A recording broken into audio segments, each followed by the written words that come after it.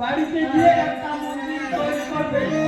এই মন্দিরের ভিতরে একটা সিংহাসন তৈরি করে তার উপরে 7 পুত্রকে রেখে রোগের অধিপতি জগৎপ্রদমনী মা শীতলার নামে রোগের অধিপতি জগৎপ্রদমনী মা শীতলা লীলা মুক্ত কণ্ঠ সরল ভাষায় জগৎ